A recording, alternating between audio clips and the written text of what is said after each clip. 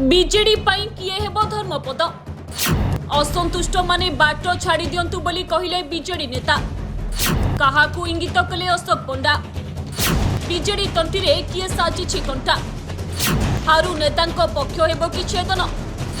शासन रे थिबा बेले चुप एबे मुह खोली घाइला करूछंती बीजेडी रो विपर्जय परे तथाकथित आगधाड़ीर नेता एबे सीनियर मानक टार्गेट रे नवीन को रास्ता छाड़ा परोक्ष उठाइले स्वर नवीन को एका लीडर कले दल आगकू जीव बोली कहते वरिष्ठ बीजेडी नेता अशोक पंडा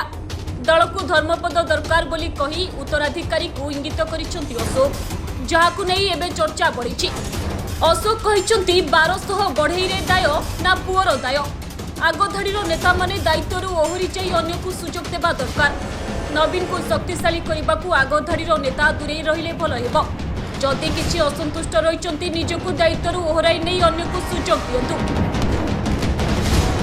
मन भितर रही मतांतर और मनांतर को भूली जाई एकाठी हेले दल सुदृढ़ हेबो एक संघ भवन में भी प्रस्ताव देइछंती बोली कहछंती अशोक पंडा तेज वरिष्ठ नेता एभली बयान पर यह राजनैतिक महल में चर्चा आरंभ हो जाइछि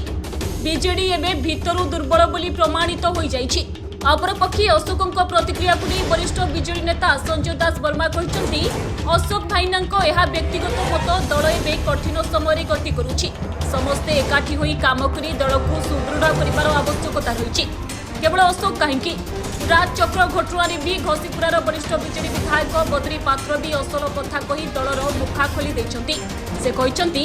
राजाचक्र घटना तत्कालीन जिलापाल आशीष ठाकरे और आईपीएस मित्र भानु महापात्र धराजिबा परे ही पूरा नेटवर्क सामना को आसिबो सीएमओ एवं पांड्यान ए संपर्क में अवगत थिबा बेले सेतबळे कहा निर्देश रे जिलापाल एसपी तांकु सहाय्य करुथिले से नहीं भी प्रश्न उठाइथिले बद्री जहाकु नहीं स्पष्ट होइछि कि बीजेडी नेता जनक परि जणे लुचाई रखिथिबा क्षोभ को जाहिर करिबारे लागिचंती तेबे प्रश्न उठुछि बद्री और अशोक टार्गेट जदि समान तेबे सीधा आंगुठी उठुछि बबी और पांड्यान आड़कू